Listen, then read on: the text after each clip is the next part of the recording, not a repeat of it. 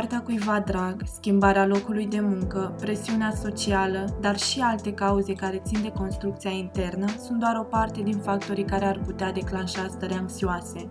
Într-o lume care se schimbă din ce în ce mai mult, într-o lume în care clișeele societății își spun cuvântul din ce în ce mai pregnant, foarte puțini oameni reușesc să rămână ancorați în realitate și de multe ori poate apărea anxietatea.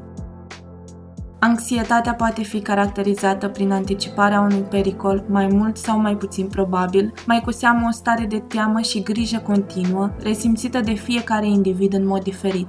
Cu cât suntem mai anxioși, cu atât ne luăm mai multe măsuri de protecție și putem ajunge să evităm locuri pe care le consideram nesigure pentru noi sau activitățile pe care le realizam în mod obișnuit. Lumea nu mai pare sigură și astfel ajungem să evităm să socializăm, să mergem în locuri necunoscute, aglomerate sau cu avionul, sau să facem lucruri pe care le făceam în mod obișnuit, pentru că suntem tot timpul în alertă și ne temem că ar putea să apară factori generatori de stres care ne-ar perturba echilibrul. Ne izolăm, evităm, nu acceptăm sprijinul celorlalți, putând rata oportunități pentru că ne concentrăm pe partea goală a paharului. De cele mai multe ori apar și senzații fizice, cum ar fi gura uscată, greață, vărsături, tulburări de tranzit intestinal, dureri, senzații de tremur. Putem simți că nu ne ajunge aerul sau nu inspirăm suficient de mult, respirația poate deveni accelerată sau simțim că inima tinde să ne iasă din piept.